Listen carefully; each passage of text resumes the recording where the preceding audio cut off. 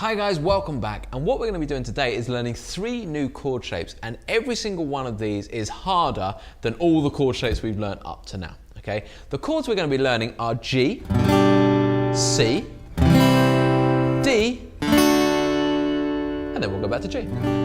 Okay, so let me just go through these for you. Now, there's a whole bunch of ways to play all chords really, and especially the G. The G's got so many different ways you can approach it, and depending on what style of music you play and what background you're in, you're going to play it in various different ways. Now, we are going to play it like this, a 4-fingered chord, okay? And let me just walk you through how I think we should put this together.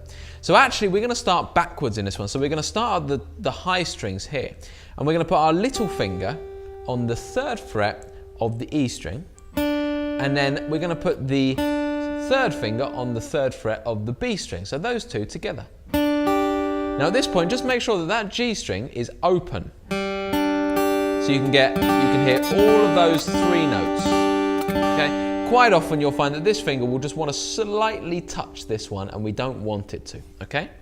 Now, once you've got that in place, get that thumb at the back of the neck, and we're then going to go over here and put the 1st finger on the 2nd fret of the A string and the 2nd finger on the 3rd fret of the low E string, giving us the entire chord. Now, the tricky thing here, admittedly, is that it's quite a stretch, isn't it? You're going right over the top, and of course you still need to create your bridge, because of course we've actually got the open D and the open G string to worry about as well. Because this should sound, if I pick through every single string, like that. Now, the common things that go wrong, and believe me, they always do, so I'll be amazed if they don't for any of you guys. The first thing is that this string here, this A string, is probably not going to be ringing out. And that's probably because this finger is just blocking it off. Okay, so you probably find it sounds something like that, okay? But your checklist is always the same. Firstly, am I pushing down hard enough? Am I on the right side of the fret here? With the finger above, is it blocking the string below? So in this case, that's probably exactly what is happening. The way to adjust it and help it is probably by putting the thumb a bit more around the back of the neck and trying to get a bit more of a bridge across it, okay? Now, the other thing that typically goes wrong is the same. It's just that D string is probably not ringing out. And again, your checklist really is that the finger above is probably just slightly blocking it, so we adjust that. So, there's your first chord. Now, take your time with that one, guys. Get a comfortable position. Some people will enjoy having the thumb a bit more wrapped around for this one. Okay. Others at the back. To be honest, now we've got past the very, very early stage. Where that thumb is, I want you to start finding your own way, because depending on the hand size and shape and everything else, some people will find that more comfortable and actually make a clearer sounding chord. Others need to be doing that at the back of the neck to make a clear sounding chord. Whichever sounds best and feels right is right, okay? So, the next chord, C major. Looks like this, another tricky chord. And again, we're going to work it from the high strings backwards, okay? So I've got an open E string, and then I've got my 1st finger on the 1st fret of the B string. So first thing to just check here is that you can actually put that on there and still get the B and the E string ringing out, okay? So be sure that that's got a nice bridge, making sure. Then we've got the open G string. Then I've got my 2nd finger on the 2nd fret of the D string, yeah. And then my 3rd finger on the 3rd fret of the A string. We do not play the low E string. Now then, how many things can go wrong with this one? Well, pretty much everything, okay? And it's just like that, unfortunately, when you first start. But basically, the main thing is that these two pretty much won't want to separate. So they'll want to kind of be right together and having a great time, but you need this 3rd finger to kind of drag along here. So even if it means you physically got to do what I'm doing and just drag it along, you might have to do that to start with, but that's absolutely fine. So we move that along there, and then we're going to get a nice clearer sound. Now again, the typical things is that you're blocking strings below with each of these fingers. So normally you'll have someone that has that one ringing out, okay, then the next string's blocked, then the next string's blocked, then the next string is fine, and then this string's blocked. And that's all just because you're going to need to wrap that thumb around a little bit more, get more of a bridge over all of the strings to create clearer sounds. So again, this one is going to need some work, guys. I promise you this is going to take some time, okay? But that's why we're learning them now. I don't expect it to be perfect by the end of this video, not by the end of the next couple of videos. But gradually, the more you practice it, the more we put it into songs, the better it's going to get. Now, final chord is D major. Easiest of the three, but still not easy. So here, we're going to start with the open D string, okay? Then first finger on the second fret of the G string, and second finger on the second fret of the E string. Okay?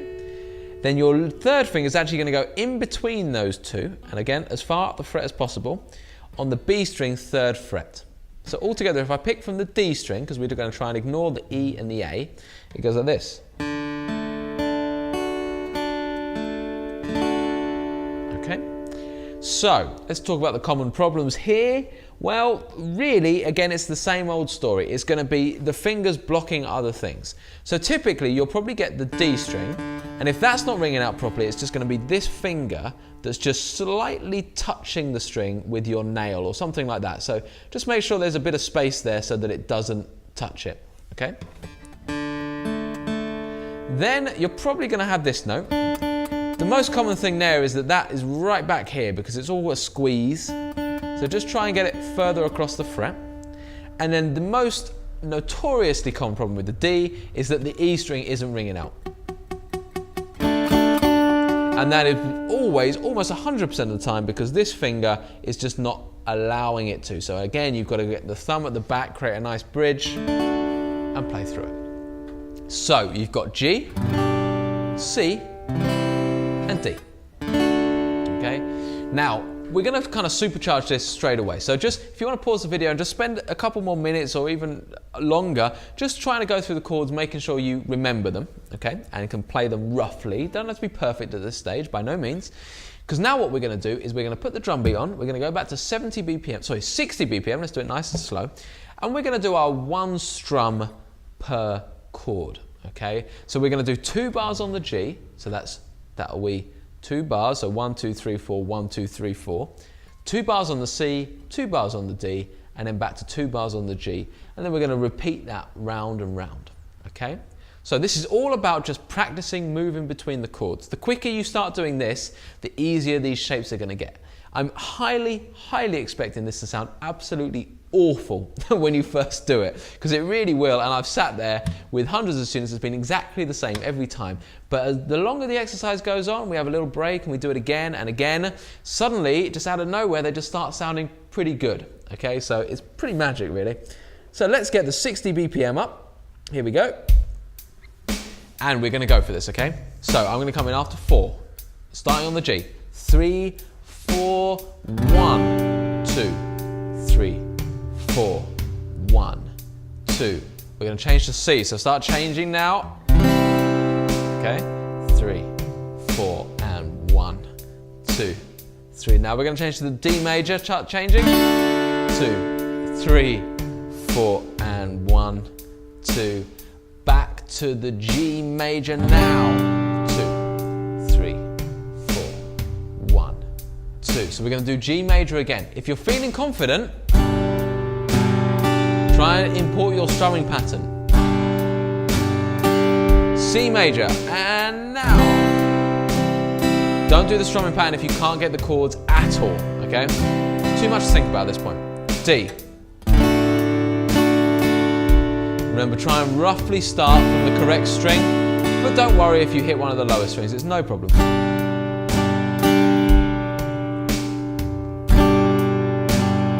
We'll do it one more time with the strumming. 3, 4, 1, 2, 3, 4 to the C. 1, 2, 3, 4, 1, 2, 3, 4, 1, 2, 3, 4, 1, 2, 3, 4, G.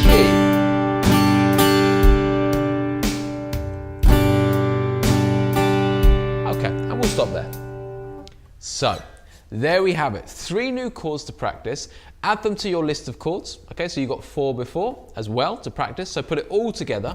And next time, what we're going to be doing is looking at the universal strumming pattern.